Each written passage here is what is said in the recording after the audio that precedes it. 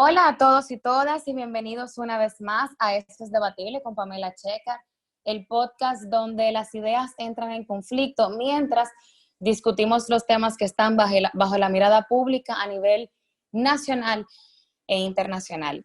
En este tercer episodio vamos a discutir un tema que ha generado muchísimas opiniones encontradas y es justamente el de los debates electorales televisados, que son un espacio donde los aspirantes a cargos de elección popular presentan sus propuestas y discuten qué es lo que ellos harían en el ejercicio de sus funciones en caso de resultar electos. Entonces, como promotora del debate en la República Dominicana desde hace más de 7 años, creo fielmente en los beneficios del debate para la democracia y para la construcción de una ciudadanía crítica e informada. Sin embargo, amor no quita conocimiento y reconozco que todo es debatible, incluso el debate mismo. Entonces, hoy el foco de la discusión no es si debemos o no celebrar debates electorales, vamos todos a partir de la premisa de que sí, pero vamos a discutir cuáles son las luces y las sombras de la celebración de estos debates electorales televisivos bajo el reconocimiento de que toda moneda tiene dos caras. Y para ello nos acompañan dos personas a quienes quiero muchísimo. Tenemos a Gregorio Cabrera, consultor y analista político, y Víctor Villanueva, profesor de Derecho y Política Internacional, quienes discutirán ambos sobre el lado positivo y el lado no tan positivo de los debates electorales. Quiero, antes de iniciar y darle la formal bienvenida, hacer el disclaimer de que para fines académicos cada uno ha asumido una postura. Gregorio va a hablar del lado positivo, mientras Víctor va a asumir la carga del lado negativo del debate. Sin embargo, ambos están totalmente de acuerdo en sus posturas personales de que los debates electorales sí deben ser celebrados por los efectos positivos que tienen, pero para fines académicos y el provecho tanto suyo, que nos escuchan, como nuestro, podamos enriquecernos un poco más. Así que, José Gregorio, Víctor, muchas gracias por acompañarnos en este tercer episodio. Bienvenidos al podcast de Esto es Debatible. Me Gracias a ti, gustaría, Pamela. gracias Gregorio, me gustaría que pudiéramos empezar de una vez con el tema que nos compete en el día de hoy. Y una de las razones por las que hemos elegido el tema de los debates electorales es porque ahora hay como este frenesí donde se ha querido, donde todo el mundo entiende, bueno, que un buen político también tiene que presentarse en un debate electoral y someter sus ideas al escrutinio. Pero quiero saber hasta qué punto eso es así, hasta qué punto eso es verdad. Quiero empezar contigo, Gregorio, y luego para escuchar la opinión de Víctor. A ver, ¿por qué se ha construido en este imaginario colectivo de que un buen líder necesariamente tiene que ser un buen orador? Y realmente, ¿cuáles son, según lo que ha evidenciado la historia en otros países, que realmente el debate presidencial o electoral televisado le suma a la democracia? Sí, yo creo que el tema de la celebración de los debates en la República Dominicana es un tema sobre todo cultural, o bien la no celebración de los debates.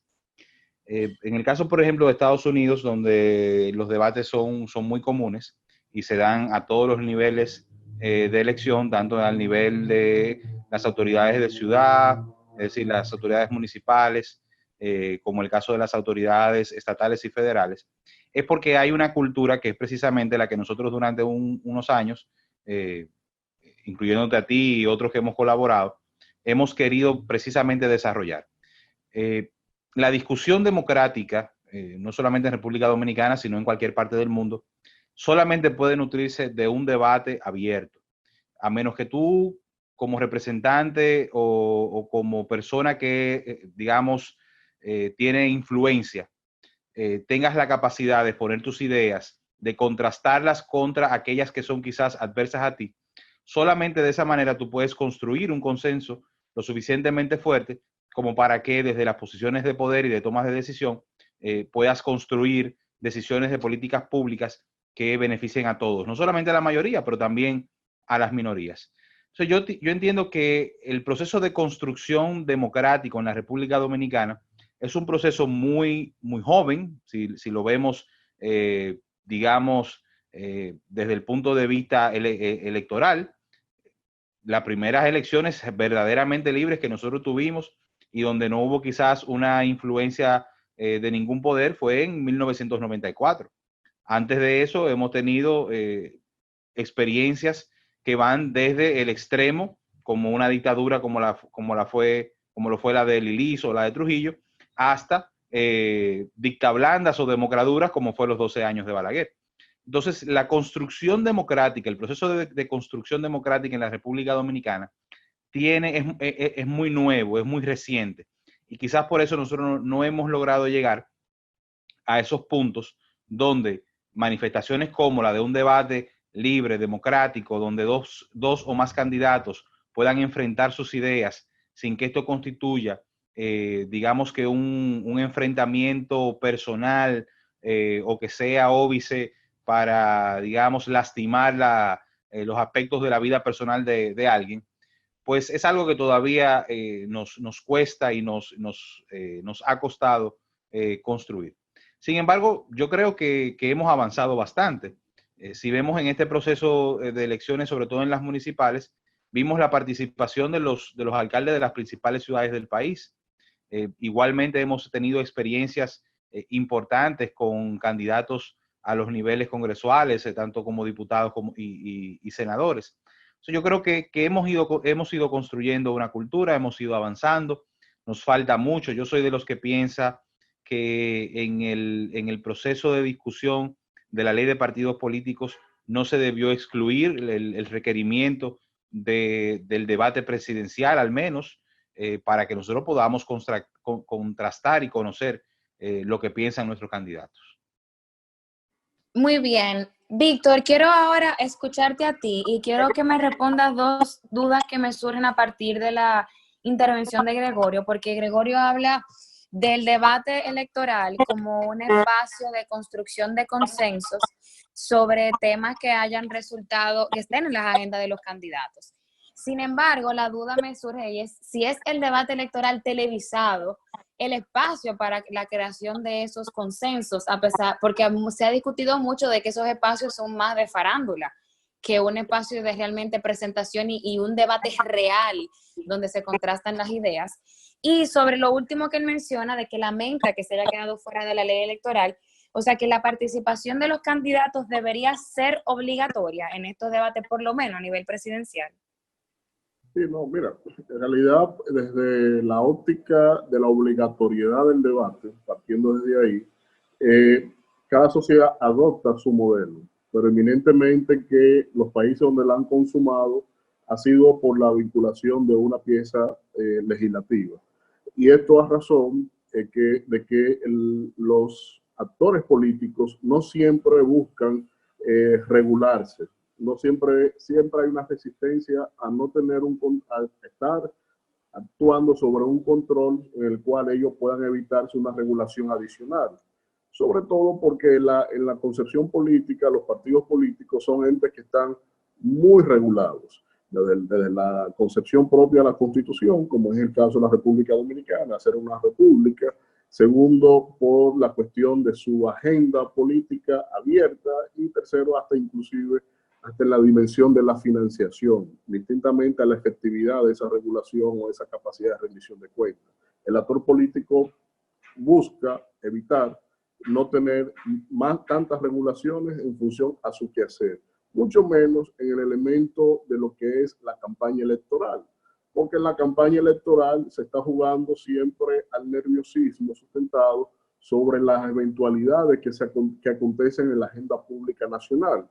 Y si tú tienes un momento de control en cuanto a la efectividad de tus estrategias, agregarle un ingrediente de una participación en donde tu candidato o el candidato no tenga el mejor desempeño y poner en riesgo, por lo tanto, lo que se ha consumado sobre la base del quehacer de la agenda desarrollada, realmente el político evita hacerlo. Pero no es caso solo de República Dominicana. Por ejemplo, en países con cultura partidista más avanzada que en República Dominicana, como es el caso de Brasil, de Argentina, por ejemplo. En Brasil es obligatorio, pero en Argentina hasta el 2006, me parece, no fue obligatorio y siempre ha quedado matizado sobre la voluntad del actor político. Bien también famoso es el caso de la silla vacía, presentado por Carlos Menem y Eduardo Angeloso, que en el 89 Menem nunca dijo que quería ir a participar y hasta último momento ya declinó participar en ese debate con Angeloso, cosa contraria a que cuando, por ejemplo, cuando enfrentó a Néstor Kirchner a inicio del 2000, de la década del 2000, Menem sí quiso y emplazó a Néstor Kirchner a un debate público y obviamente no se dio porque ya para el balotaje Menem se retiró de la contienda electoral. Entonces, el elemento regulación es siempre la parte a voluntad del actor político, no siempre va a salir. De hecho, lo que anuncia José Gregorio, en la normativa dominicana de ley electoral, que es una experiencia reciente en términos de la adopción de la norma, esa iniciativa electoral no contempla la regulación del debate. Sí habla de los financiamientos, la organización, de la propaganda, etcétera, etcétera, pero lo que tiene que ver con el guión en términos de exigir una participación en debate, realmente no está contemplada en la legislación. Aquí hay otro elemento, para no extenderme mucho sobre este particular, y es el elemento del control público.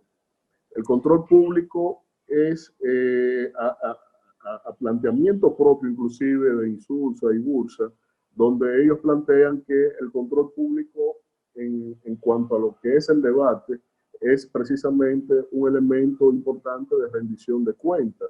Pero en la óptica del político, este accountability social no realmente no lo dimensionan en su quehacer precisamente por no verse como actores sobreregulados en su quehacer y en sus estrategias. Muy bien.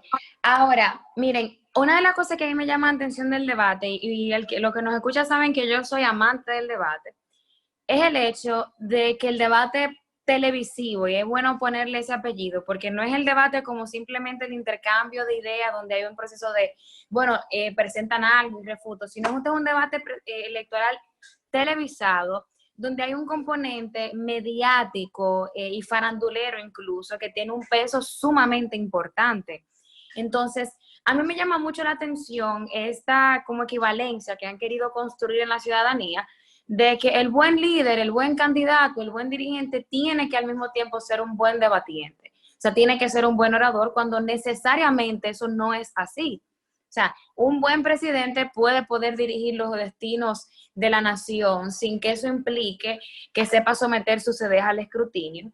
Y sigo todavía con la parte de si la construcción de consenso realmente se hace dentro del debate electoral televisivo, porque lo que nosotros hemos visto en la praxis, sobre todo en los debates americanos, que son quizá los que tenemos más cerca, es que hay un moderador que hace preguntas, cada uno de los candidatos expone sus ideas y con pequeñas excepciones, eso es lo que ocurre. Claro, hay candidatos que le dicen al otro, mira, yo no creo que eso sea así, o tú hiciste tal cosa. O sea, que en ese caso lo que yo más veo es un ataque al otro candidato más que a las ideas que plantea. Entonces, José Gregorio, ¿qué nosotros podemos hacer? O sea, al que cree que el debate presidencial televisivo realmente le va a dar la luz sobre por quién votar, esa es una pregunta. La segunda es, siempre dicen por ahí que el que está ganado no debate, que es el que está perdiendo, el que siempre pide participar en un debate. Y me interesa saber cuál es el impacto electoral al momento de que un votante decida por quién va a votar. ¿Qué influencia realmente tiene el debate electoral? Si yo participo en un debate como candidata, ¿tengo mayores posibilidades de conseguir más votos o tengo mayores posibilidades de perderlo? ¿O el votante informado realmente no se deja influir por eso y ya tiene su mente hecha? En esa parte, oriéntame, Gregorio. Mira, como tú bien señalas, debemos delimitar lo que es el debate puro y simple de las ideas políticas o de las ideas que enarbola un candidato, de lo que es un debate electoral, es decir, un debate simplemente televisado, o un debate radial, o un debate público, en el cual uno o más candidatos contrastan sus planteamientos. En este último caso, evidentemente que es un recurso más, es una técnica más de las muchas que existen dentro del arsenal de herramientas de comunicación política, por decirlo así. Lo que sí te permite este tipo de debates es tú poder contrastar y hacer lo que, sobre todo en Estados Unidos, se hace como un fact check. O sea, no es lo mismo cuando tú, con el escenario solo, puedes decir que has salvado la vida de 100 personas, a cuando tú tienes una persona de frente, un contrincante, que te puede rebatir esa afirmación o que te puede, digamos, cuestionar el planteamiento que haces, ya sea basado en hechos o ya sea basado en, digamos, que actuaciones anteriores a las que tú has tenido.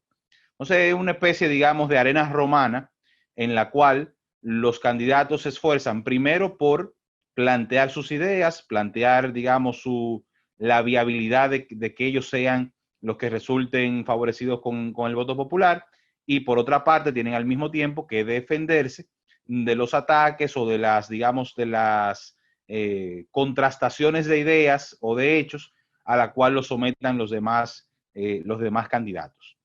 En ese sentido, yo te diría que es un ejercicio interesante, porque es un ejercicio que obliga al aspirante o al representante a mantenerse lo más honesto posible. En el momento en el que tú te ves enfrentado a la realidad de que tus planteamientos quizás no son viables por X o por Y razón, o que lo que tú estás diciendo que fue, digamos, el cornerstone, la piedra angular de tu gestión, quizás no es tan cierto, entonces eso hace que quienes aspiran a representar a una nación o a un estado o a lo que sea que aspiren, pues se vean obligados a ser lo más honestos posible en su planteamiento. En cuanto a si esto decide o no, o cambia o no la percepción del votante o su decisión de por quién va a emitir el voto, yo diría que cada vez más sí. Si bien es cierto de que es un hecho comprobado de que los debates no cambian a aquel votante que ya ha tomado una decisión, es decir, cuando un votante ya ha tomado una decisión de que va a apoyar o que va a emitir su voto a favor de X o Y candidato, es muy poco probable que verlo en un debate haga que su percepción o que su decisión cambie. ¿Por qué? Porque él ha tomado esa decisión sobre la base de un discurso que es el mismo discurso que el candidato va a sostener durante el debate. Es decir, el candidato lo que va es a reafirmar su postura o sus planteamientos sobre la cual, o sea, su plataforma ideológica o su plataforma de acciones. Lo que pasa es que cada vez más los electores se deciden más tarde en el proceso de toma de decisión. El proceso de toma de decisión de por quién van a votar es mucho más prolongado.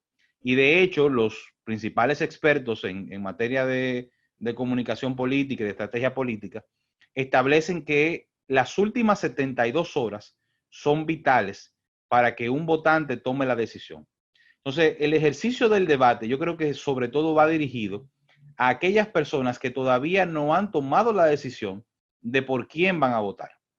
Y en ese aspecto, yo creo que sí, los debates tienen un poder de influir en aquellos que se encuentran en esa situación.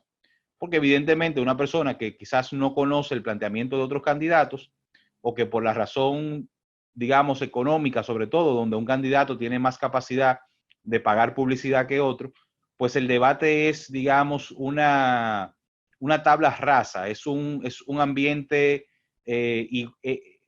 equitativo e igual en ese aspecto, y te permite tú llevar el mensaje a personas que quizás no te han escuchado. Entonces, en ese pocket, en ese bolsillo de votantes indecisos que cada vez más crece y que cada vez más toma su decisión más tarde, yo creo que sí, los debates tienen un peso específico, sí tienen un efecto, sí, y de hecho pueden derribar a un candidato. Eh, Víctor utilizaba el ejemplo de la silla vacía en el caso de las elecciones de Argentina, pero voy más lejos. El primer debate televisado del que tenemos récord, que fue el debate Nixon versus Kennedy, terminó de sepultar a Nixon, porque se veía viejo, cansado, no pudo, digamos, hacer el deliver, no fue bueno, su performance en el proceso del debate fue muy cuestionado. Entonces, definitivamente que eso tuvo un impacto en aquellos que en ese momento todavía no habían decidido por quién iban a ejercer su voto. Y selló el triunfo de John F. Kennedy. Entonces yo creo que sí, yo creo que subestimar los debates y decir que eso no tiene ningún sentido, que eso es un show mediático, yo creo que es ignorar una realidad que cada vez más afecta a nuestros políticos. Gregorio, una pregunta. Tú mismo dices que el debate va más orientado para nosotros influenciar la mente del votante que está indeciso. Entonces, mi pregunta es, si yo en el caso de los debates electorales. Ajá, exacto. Si yo soy una candidata a un puesto de elección popular que en las encuestas llevo el liderazgo, ¿qué motivación tendría yo de participar en un debate si ya yo tengo mi victoria prácticamente asegurada y el riesgo quizás de perder algún tipo de afiliación pudiera ser mayor que el que pudiera yo ganar? O sea, ¿cuál motivación tendría un candidato que está en el liderazgo de las encuestas? No, totalmente. Y por eso es que, como tú señalabas anteriormente, la conocida frase de que quien está ganando no debate. Y por eso insisto en que, es una opinión muy personal, por eso insisto en que el tema de los debates debe ser un requerimiento, por lo menos al nivel presidencial. Porque, vamos, o sea, analicemos el escenario, por ejemplo, electoral dominicano en este momento. Nosotros posiblemente podríamos elegir a un candidato sin muchas ideas, sin mucha capacidad, solamente porque tenga el acceso a los recursos económicos para hacer una muy buena campaña. Es decir, si nosotros no obligamos a que los candidatos hagan una rendición de cuentas mínima sobre lo que piensan, sobre sus propuestas, sobre lo que van a hacer, sobre cuál plataforma ideológica están subidos o montados, como tú quieras ponerlo, entonces pudiéramos elegir a cualquier persona sin que necesariamente sea la más idónea, independientemente de tu planteamiento de que una persona para ser un buen presidente no necesariamente tiene que ser un buen orador. Yo entiendo que sí, o sea, tú pudieras no ser un buen orador, pero para tú dirigir los destinos de una nación, mínimamente tú tienes que tener la capacidad de expresar ideas claras. Tú tienes que tener la capacidad mínima de ser quien represente al Estado frente a otros estados. ¿Entiendes? O sea, no podemos tampoco, digamos que, aupar esta nueva política donde todo es todo y nada es nada, y cualquiera que tenga lo suficiente dinero para repartir lo que sea que se haya que repartir, o para que a través de una buena campaña publicitaria con fotos bonitas y con videos chulos, una persona pueda llegar a dirigir los destinos de una nación sin tener la capacidad para hacerlo. Claro, claro. Víctor, mira, hay algunos puntos que también discute Gregorio que me gustaría que pudiéramos responder, además de conocer más a fondo algunos de los aspectos negativos del debate. Y es que él menciona que en el debate, como uno está expuesto a otros candidatos que te refuten ahí mismo, uno tiene que mantenerse lo más honesto posible. Y al mismo tiempo también habla de que, bueno, el debate es un escenario donde, una plataforma donde podemos conocer cuáles son las posturas ideológicas que tienen estos candidatos. Y ahí justamente yo quiero como que podamos abrir una pequeña discusión, porque en la percepción que tengo, es que lo de mantenerse lo más honesto posible no es lo que realmente ocurre. Por el contrario, siento que muchos candidatos renuncian a sus posturas personales e ideológicas sobre diferentes temas para entonces concurrir en el debate público con una opinión que sea más acorde a lo que espera escuchar el votante. Entonces, ahí se da un tema incluso como de incoherencias, muchas decepciones con candidatos que han venido defendiendo toda la vida pues, ciertas posturas, quizás más progresistas, más o menos liberales o conservadoras. Entonces llegan al momento de tener que participar en un debate o someter sus ideas al escrutinio en otros escenarios, y esas posturas que en un principio, años atrás, eran mucho más férreas, suceden que o terminan matizándose, neutralizándose. Entonces, es cierto, Víctor, que el debate nos mantiene en un escenario más honesto, o sea, realmente nos permite conocer más a los candidatos, o es un escenario adicional para que ellos puedan hacer campaña con aquello que el público quiere escuchar. Y aprovecho y tomo también el caso de Kennedy y Nixon, porque algo, y Gregorio lo sabe, y tú también, Víctor, que algo interesante pasó con ese debate.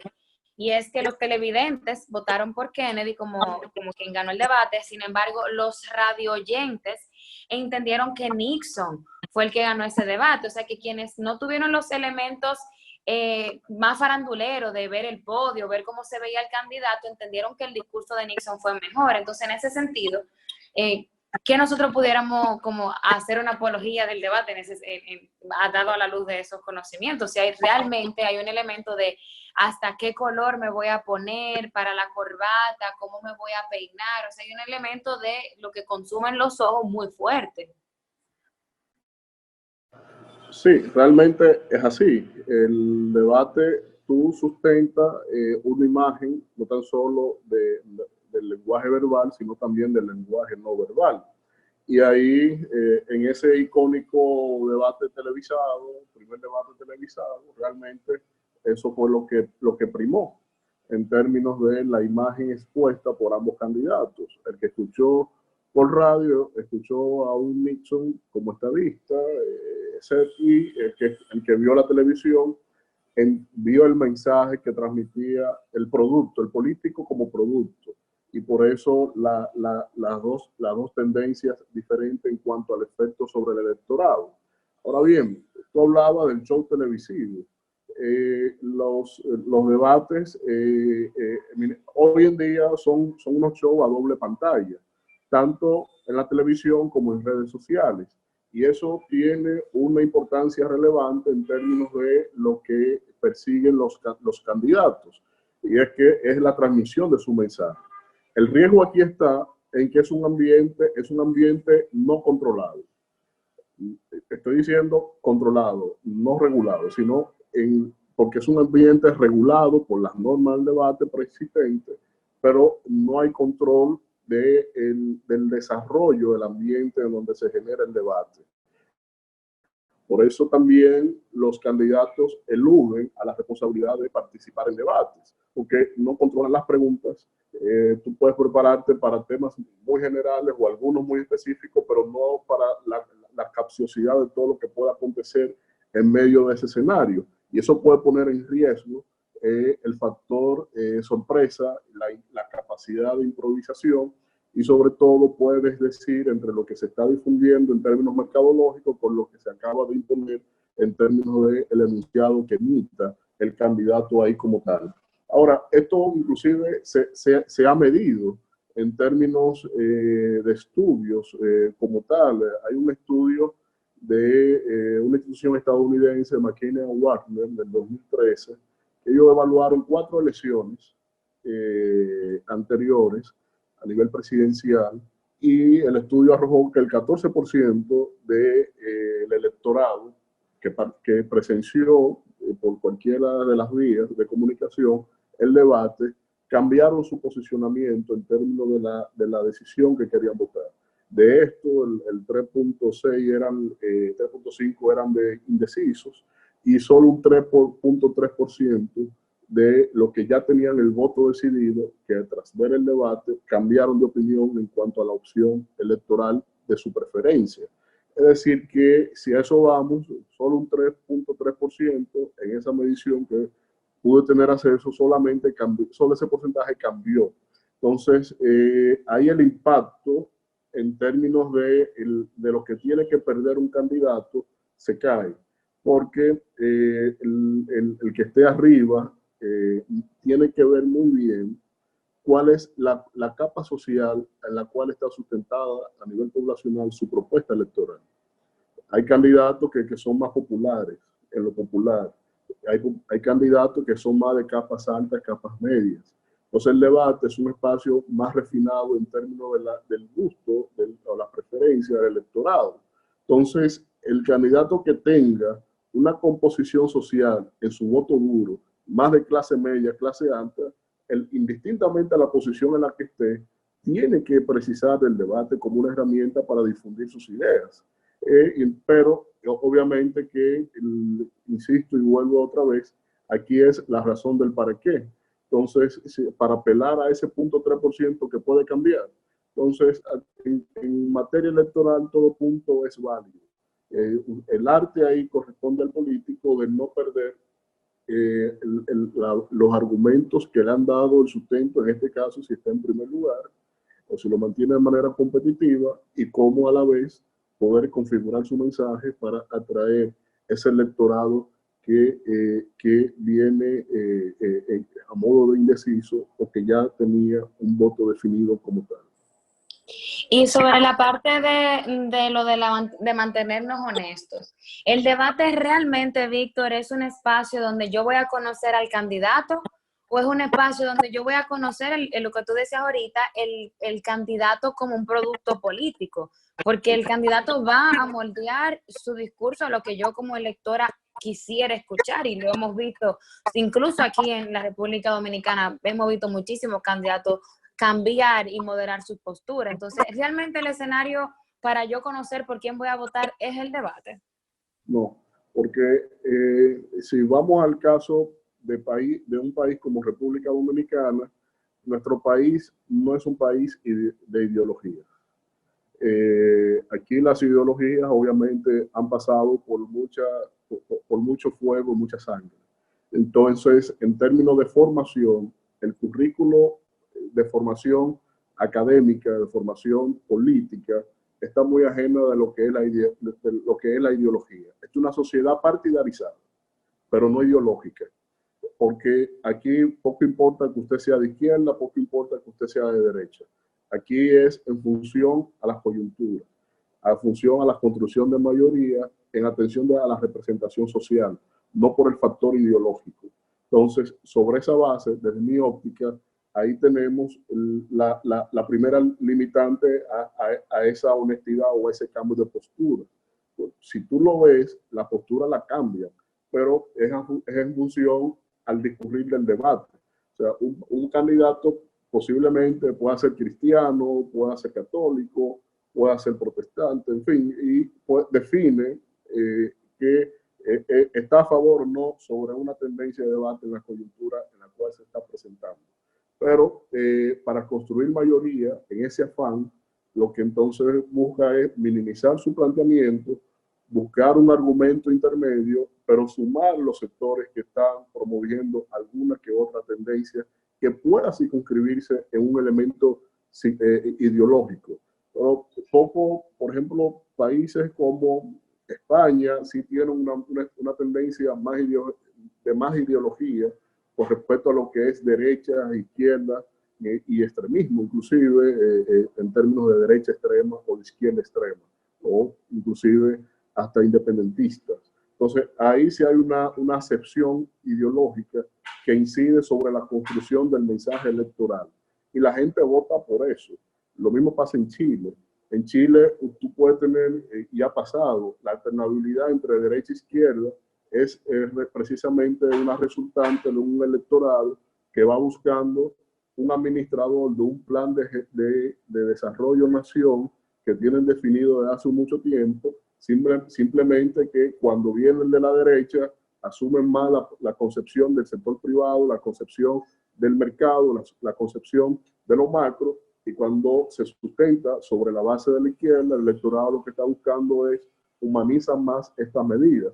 Entonces, sobre esta base, la ideología en cuanto a lo que es República Dominicana tiene muy poca incidencia desde mi punto de vista. Pesa más el factor sindical, el factor de cohesión social y el factor de la partidarización que tenemos, que una postura genuina de un candidato ante un tema específico, porque ellos van cambiando en atención, insisto, a la necesidad de esas mayorías que van construyendo a lo largo de su proceso electoral. Totalmente de acuerdo contigo, Víctor, sobre todo con eso de que no tenemos, que este es un país que no es de un país de ideologías. Nosotros realmente tenemos partidos políticos y las personas se afilian a ellos por X o Y razón. Sin embargo, y aquí tengo mi siguiente pregunta para Gregorio. Nosotros no tenemos ideología, eso es cierto. Y en esa misma tesitura, la mayoría de los candidatos están de acuerdo en las mismas cosas. En las visiones que tienen sobre el país, lo que evidentemente cambia en sí es el modo de ejecución que algunos tienen previsto por encima de otros. En ese sentido, Gregorio, ¿qué tan enriquecedor resulta un debate en un país donde todos somos de la misma corriente? Porque aquí hablar, un candidato progresista está a 1000 años luz de poder participar abiertamente en un foro público. Entonces, si básicamente los candidatos comparten ideológicamente posturas similares, ¿qué tan enriquecedor realmente suma el debate? Sobre todo porque lo que más entonces se discutiría es la forma en que ellos aplicarían sus visiones de futuro, un plan de acción, que tampoco el candidato tiene ninguna obligación de ninguna naturaleza de que en su gestión de gobierno ejecute lo que él dijo ni en su promesa de campaña ni en el debate electoral. Mira, yo no estoy quizás tan de acuerdo en decir de manera absoluta de que no existe ningún tipo de ideologías en el país. Yo creo que sí las hay en aspectos tan fundamentales como el tema de cómo se otorga la nacionalidad dominicana, por ejemplo. Quizás no, lo que no tenemos son alineaciones extremas, digamos, o absolutas. Hay personas, por ejemplo, en mi caso, que creo que debe haber un Estado pequeño con un sector privado grande y fuerte. Sin embargo, al mismo tiempo creo en las libertades, en que todos somos iguales ante la ley y que las personas tienen que tener cierto nivel de libertad de tomar decisiones sobre su vida, etcétera, etcétera. Sin embargo, te puedes encontrar con una persona que sí, igual crea en un estado pequeño y que tenga, digamos que consideraciones más conservadoras desde el punto de vista religioso, ético-moral y todo lo demás. Es decir, yo no creo que no exista en la República Dominicana tendencias ideológicas. Lo que yo sí entiendo es que nuestros políticos, aquellos que participan en el quehacer político, lo que han hecho tradicionalmente es alinearse con lo que ellos entienden son las tendencias mayoritarias. Si en unos años la tendencia mayoritaria es ser pro elección más que pro vida, tú verás que una parte importante de nuestro liderazgo también será pro elección y no será pro vida. Entonces yo creo que se trata más de una conveniencia electorera o una conveniencia electoral, para tampoco ofender a nadie, que lo que realmente mucha gente piensa. Nadie quiere alinearse con las minorías porque van a perder las elecciones. Esa es la visión generalizada.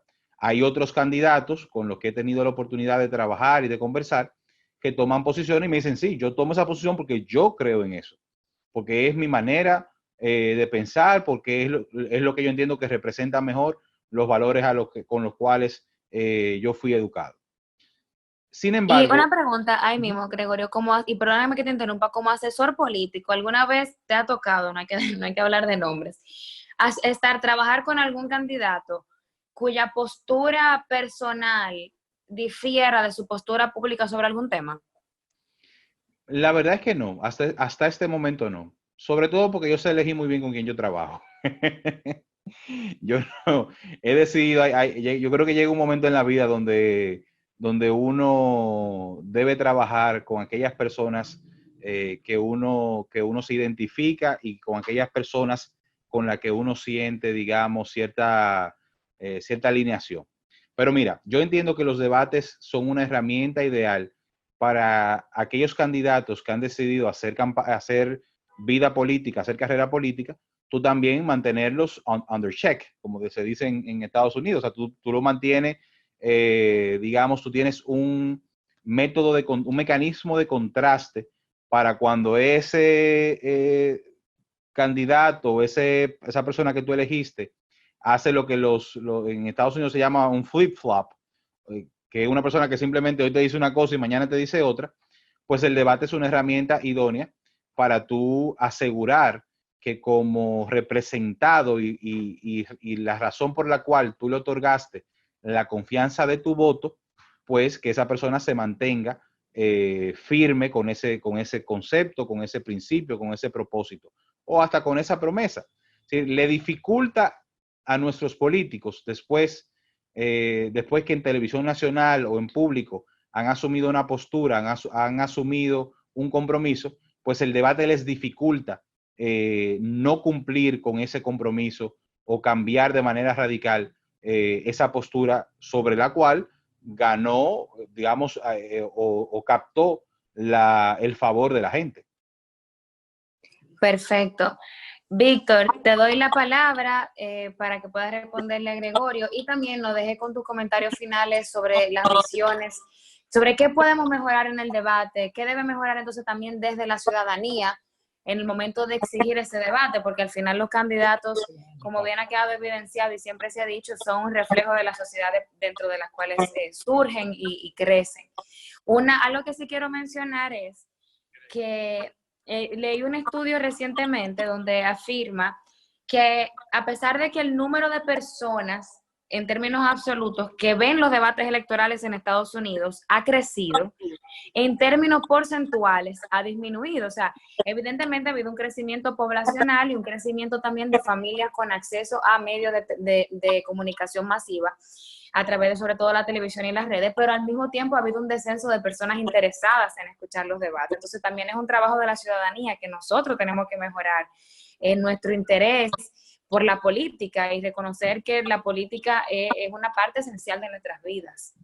Sí, sí, mira, ahí para precisar, no es que en República Dominicana no hay ideología. Mi planteamiento no es un factor de peso. O sea, aquí ser de izquierda, ser de derecha, te puedes inscribir en una tendencia específica, pero no configura tu proceso electoral en ninguna vertiente. Las campañas, y creo que al final José Gregorio me da la razón, las campañas, tú la estructuras, tu mensaje de campaña, tú la estructuras con la conformación de mayorías, que es nada más y nada menos que la suma de sectores que van apoyándote en lo colectivo. Pero el factor ideológico no es una causal determinante, como sí pasa en otros escenarios. El hecho de nacionalidad ya ahí es una variable que tiene que ver con el modelo de sociedad. Y el modelo de sociedad, en cuanto a lo que es, por ejemplo, República Dominicana, para mí, si me preguntan, es una sociedad eminentemente conservadora, que es resistente a las tendencias generales de cómo va la relativización de lo que es una familia jurídica romano-germánica, que es un derecho positivado, y la cosmovisión anglosajona del derecho de legislar para minorías, ya eso va en otra dimensión. Pero en el caso de la República Dominicana, el peso de la ideología realmente no define una candidatura desde mi óptica, y obviamente que eso está lejos de sustentar que no existe ideología. La ideología está. Si tú me preguntas ahora, hay candidatos ahora mismo de progresistas, hay candidatos de centro, pero no así ese es el peso identitario de la categorización de su candidatura.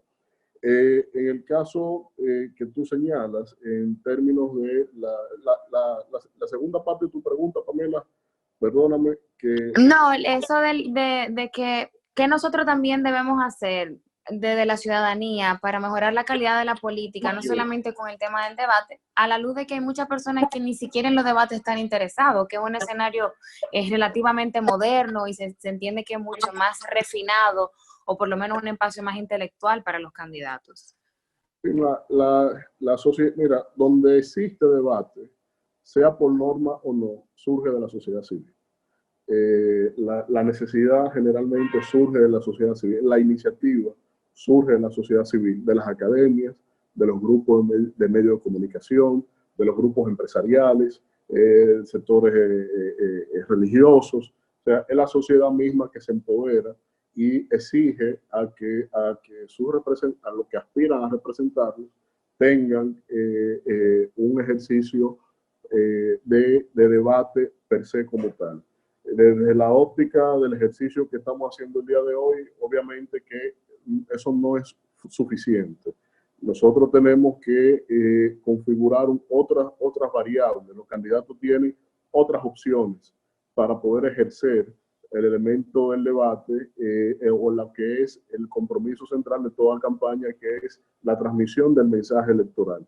Entonces, sobre la transmisión, el debate es una herramienta de un espacio, insisto, no controlado, regulado, pero no controlado, pero existen otras herramientas que te permiten, sí, ese objetivo principal, que es transmitir el mensaje para la construcción de mayorías como tal. Para que exista una cultura de debate, desde el punto de vista, insisto, tiene que surgir desde la sociedad tiene que exigir cada vez más, las prácticas populistas tienen que obviamente reducirse, porque eso evidencia un estado débil, y un estado débil también es un estado incapaz, ineficiente, y por lo tanto así van las políticas públicas, y se entiende que cualquier iniciativa del Estado con respecto al ciudadano, el ciudadano que no puede percibirla como que es una conquista, es un derecho, y sobre esa base, cuando tú entiendes y dimensionas cuáles son tus derechos, el derecho a lo que es, como plantea precisamente Insulza y Gursa, en términos de lo que es el control público, o como John Ackman planteaba, el interés público, es lo que sustenta precisamente la razón de poder tener debates. Ahora, la configuración del debate también es otra variable que incide sobre las personas o las organizaciones que estén también fomentando por ello, porque un candidato no va a presentarse a un escenario en donde haya reglas injustas en términos de participación.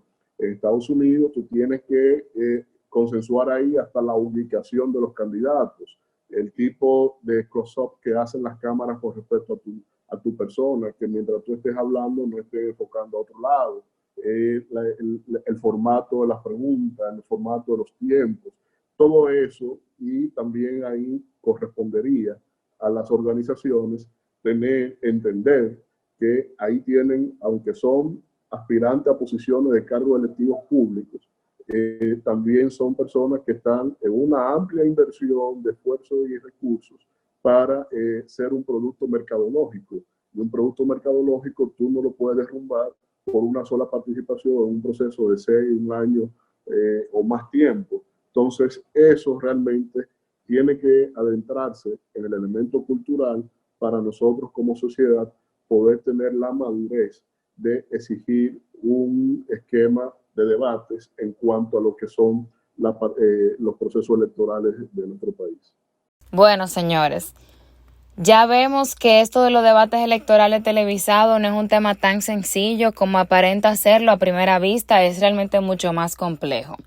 Los debates electorales son una plataforma para conocer las ideas y propuestas de los candidatos que aspiran a cargos de elección popular, a la vez en que nos permiten conocer sus habilidades para la comunicación, el pensamiento crítico, la construcción y desconstrucción de ideas. Básicamente nos permiten ver cómo un candidato se va a desenvolver dentro de ciertos escenarios. Además, nos ayudan a formar un electorado mucho mejor informado, que pueda tomar decisiones más conscientes sobre quiénes van a ser o pudieran ser sus dirigentes. Por lo que al final los debates electorales nos empujan hacia una política más refinada, una política más centrada en las propuestas, menos en las dádivas, en la fundita, en el salami, en el arroz, que se le da a los sectores más empobrecidos. O sea, nos permite tener una política ya a un nivel un poquito más intelectual, donde nosotros podamos discernir si estamos o no de acuerdo con la forma, la visión a futuro que tiene un candidato o cuáles son las acciones que desea tomar durante su mandato.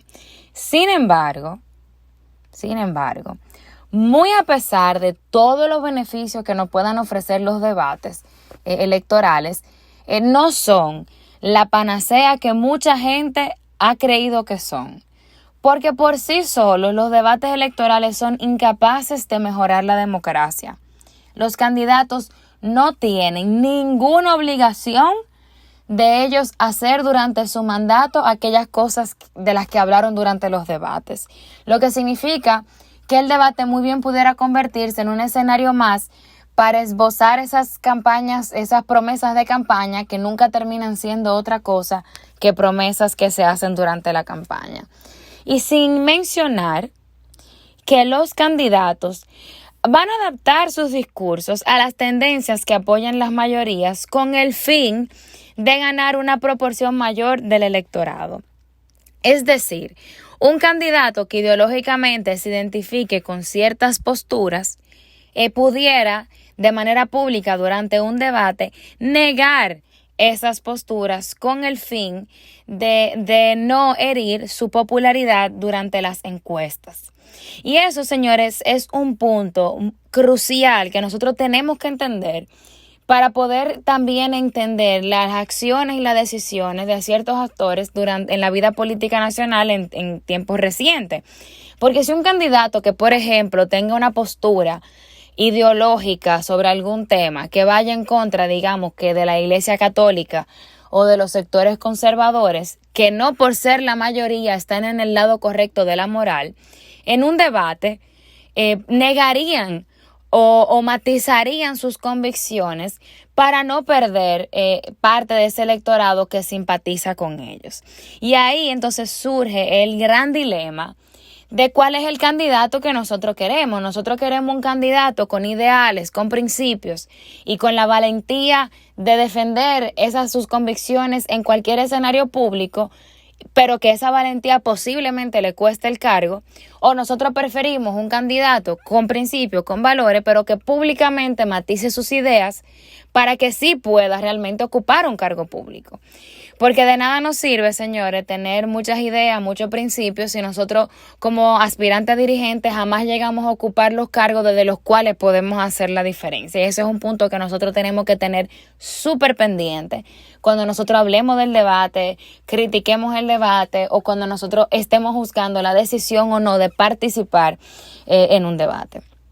Y además, como ustedes muchos saben, yo que tengo 7 años trabajando con esta disciplina del debate académico, yo puedo decirles a ciencia cierta que los debates electorales, debate no son, porque por limitaciones de tiempo y formato, los candidatos realmente no tienen el espacio para indagar en sus ideas, ni tampoco para refutar las ideas del candidato contrario. Es decir, es más que nada una rueda de prensa donde hay preguntas dirigidas desde un moderador hacia los candidatos, quienes responden en un tiempo récord de 2 o 3 minutos. Pero un debate en sí, como con todas las leyes de la ley, no es. No es. Además, ustedes no pudieran ni imaginarse el nivel de preocupación que genera para los asesores políticos, para los candidatos políticos, saber en qué lugar del escenario van a estar parados, cómo le va a dar la luz, qué corbata se van a poner ese día. O sea, muchos aspectos visuales que nada tienen que ver con el contenido mismo del discurso, con el mensaje que van a compartir. Entonces, ahora, con toda esta información en las manos, espero que tanto ustedes como nosotros podamos hacer mejores juicios sobre los debates electorales televisivos y podamos demandarles a nuestro candidato su participación, pero ahora a sabiendas de cuáles son realmente las luces y las sombras de esos debates. Muchas gracias, José Gregorio. Muchísimas gracias, Víctor, por sus participaciones tan enriquecedoras en el día de hoy. Y sobre todo, muchísimas gracias a ustedes que nos están escuchando. Nos vemos en una próxima entrega de Eso es Debatible. Pueden dejarnos en Instagram el comentario a ver de qué les gustaría que nosotros estuviéramos hablando en una próxima edición. Chao, chao.